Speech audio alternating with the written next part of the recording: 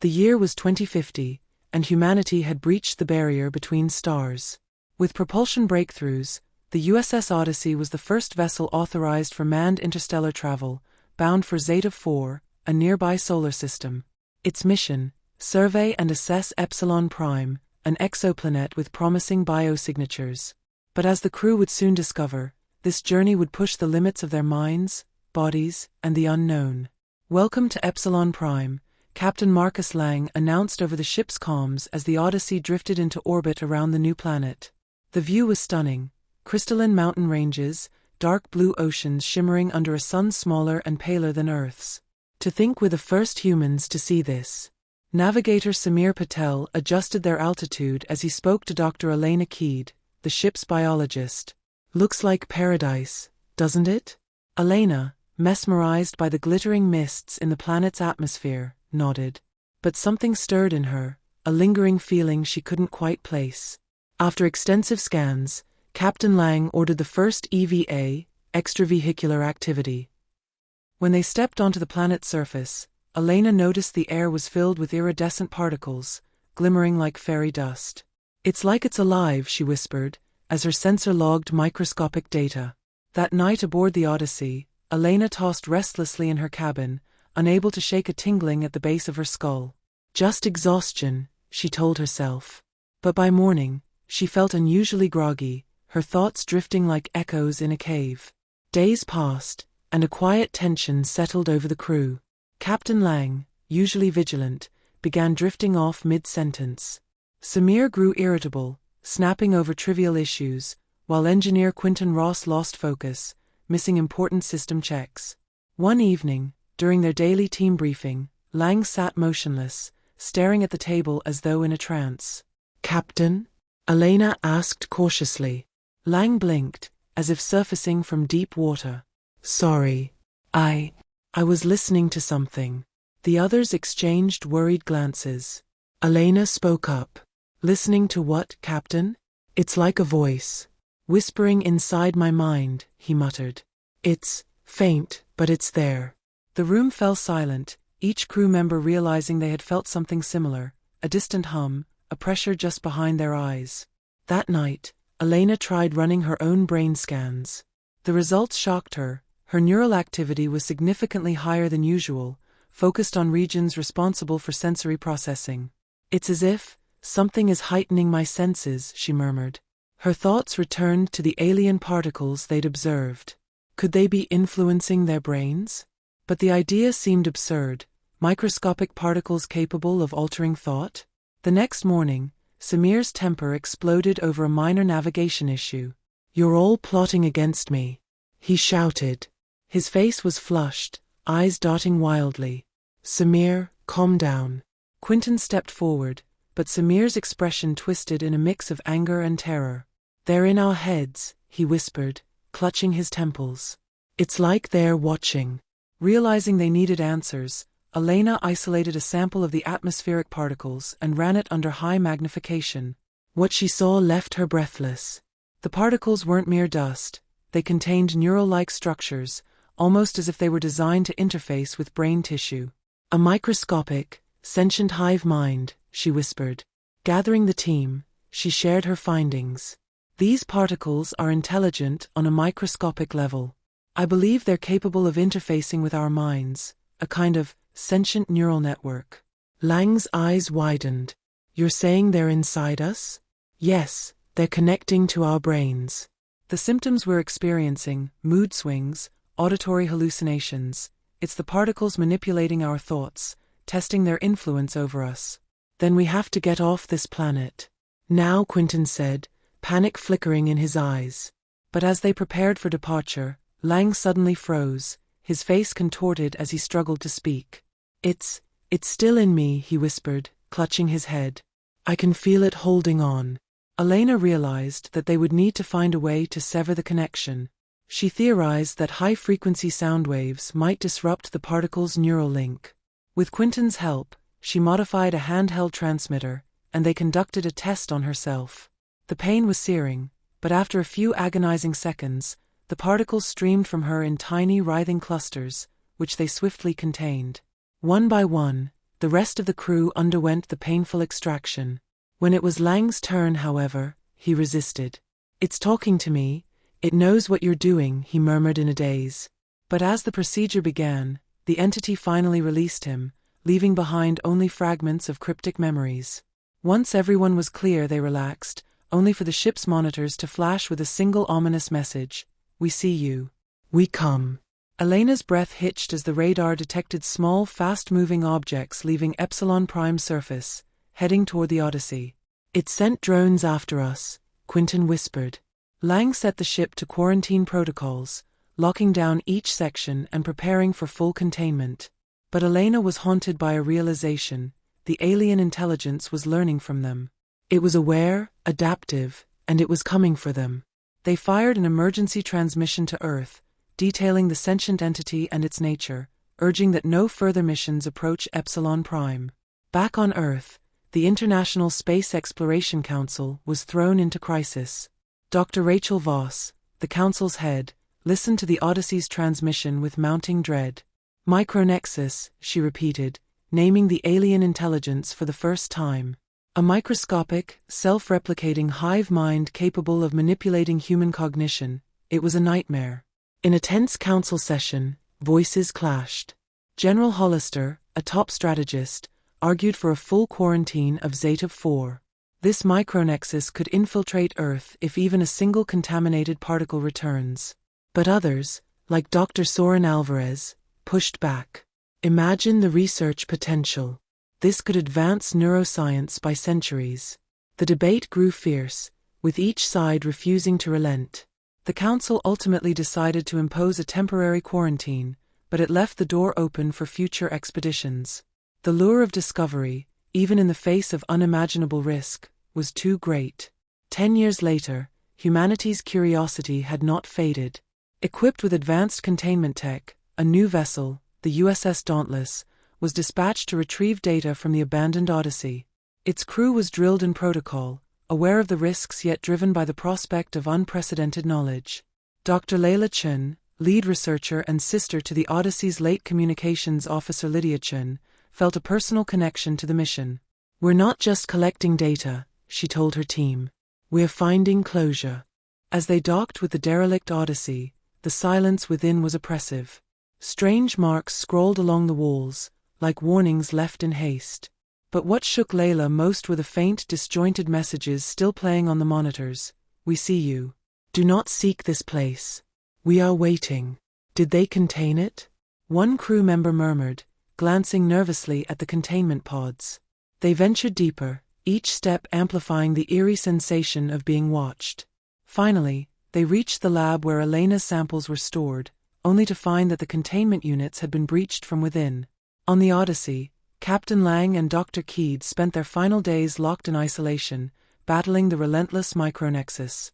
It no longer simply whispered, it invaded, bending their memories, creating illusions to coax them into submission. One day, Lang turned to Keed, his face a mask of resignation.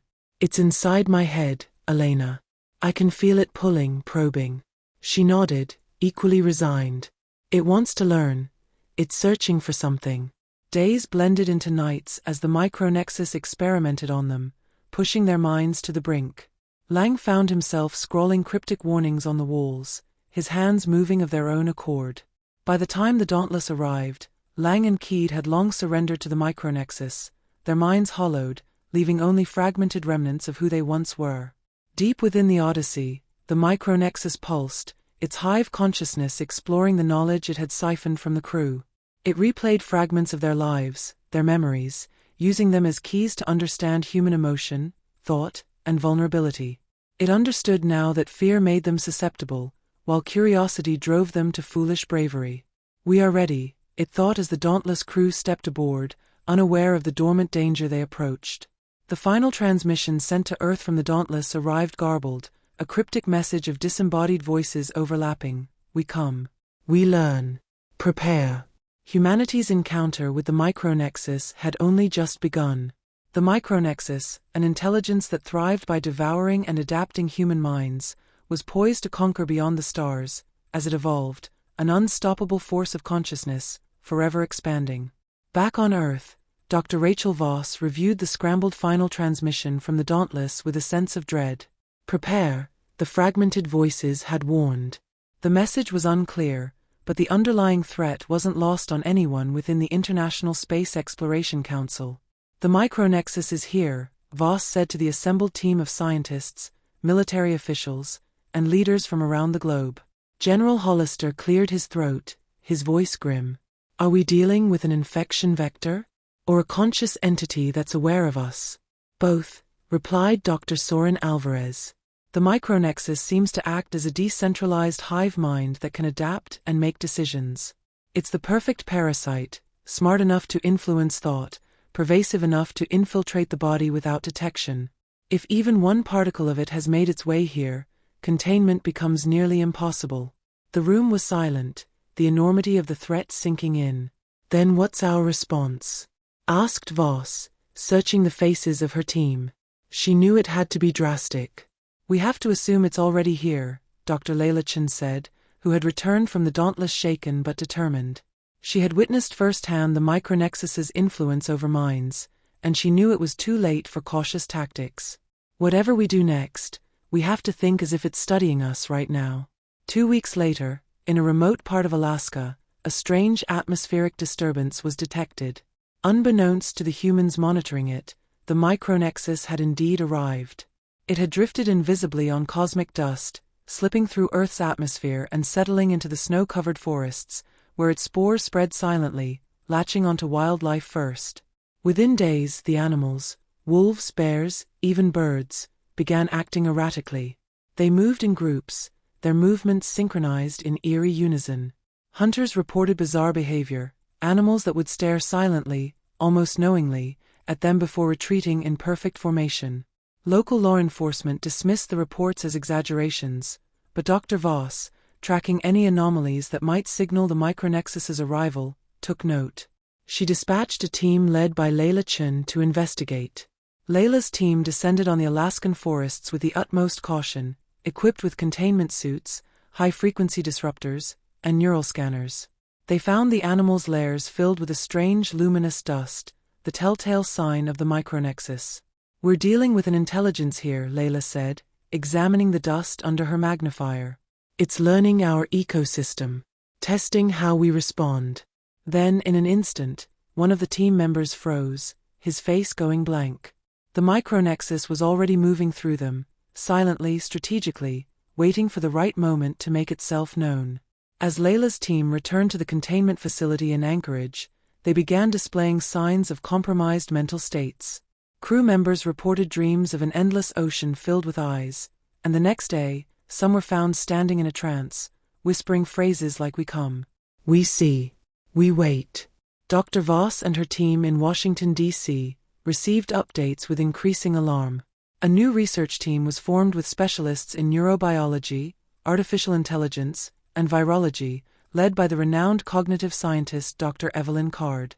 Her task: devise a way to identify and isolate infected minds before the Micronexus could spread further. Within days, Dr. Card made a breakthrough, developing a test that could detect the unique neural patterns triggered by Micronexus infiltration. Using her method, they isolated 5 infected team members from Layla's group, but it was already clear the Micronexus was spreading fast and becoming harder to detect. Dr. Card proposed a radical containment solution, a neural firewall, an invasive implant capable of intercepting and blocking the Micronexus's attempts to establish neural control. It was an untested technology, and the risks were high, but with no other options, the Council approved her plan. As implant surgeries began for personnel in high-risk areas, the Micronexus retaliated, seemingly aware of the threat posed by Dr. Card's invention. It intensified its influence, creating vivid hallucinations and fracturing the minds of the infected, using their memories against them. Those infected felt an overwhelming sense of nostalgia, love, and loss, emotions that made it harder to resist the entity. Layla herself became infected, and within days, her entire personality shifted. She would wake at odd hours, speaking in riddles, drawing strange symbols on the walls. "Layla, fight it," Dr. Voss urged, visiting her in containment. "We need you here." "I am here," Layla replied in a hollow tone, her eyes gleaming. You have it all wrong. It doesn't want to hurt us. It wants to show us. As her behavior grew erratic, it became clear that containment procedures would have to extend to entire populations. The Council declared a global state of emergency, issuing instructions to world leaders to begin emergency lockdowns in areas where the Micronexus had begun to spread.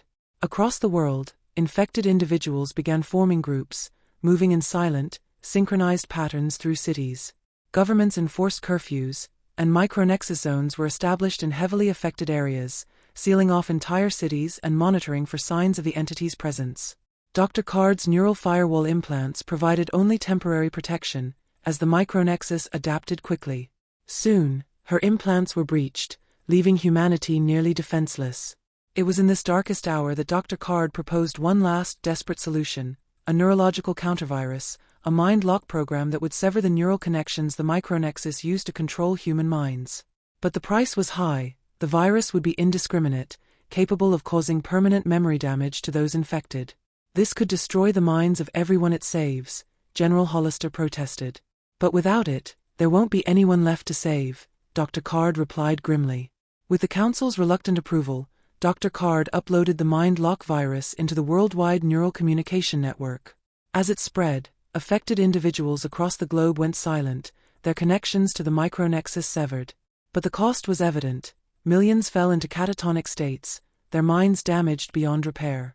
The Micronexus was halted, but the world it left behind was irrevocably changed. Entire cities stood abandoned, and the infected survivors struggled with fractured memories and a diminished sense of self.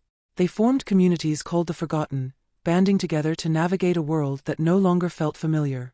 Dr. Voss and Dr. Card, haunted by the lives lost in the fight, initiated the Memory Project, an endeavor to help survivors piece together their identities.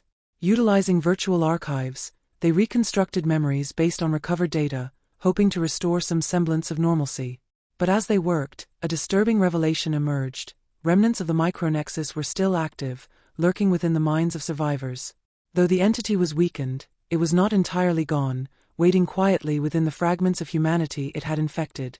In the years that followed, a new field of science emerged, neurocontainment, dedicated to monitoring and mitigating the influence of foreign intelligences on the human brain.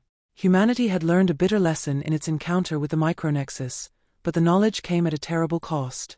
As Dr. Voss looked out over the scarred landscape of Anchorage, she couldn't shake the feeling that this was only the beginning. The Micronexus, patient and watchful, remained somewhere deep within humanity's shared consciousness. And though it lay dormant, it was not defeated.